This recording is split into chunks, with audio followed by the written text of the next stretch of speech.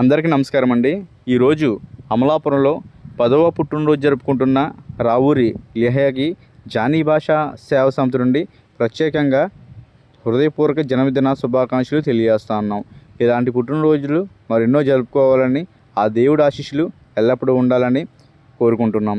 మరి ఇదే విధంగా లిహయ్య పుట్టినరోజు సందర్భంగా వాళ్ళ తల్లిదండ్రులు రావూరి విజయ్ గారు అమలాపురంలో పేద ప్రజలందరికీ కూడా అన్నదానం చేయమని కోరగా, ఆయన కోరిక మేరకు అమలాపురంలో పేద ప్రజలందరికీ కూడా అన్నదానం చేయడం జరిగింది.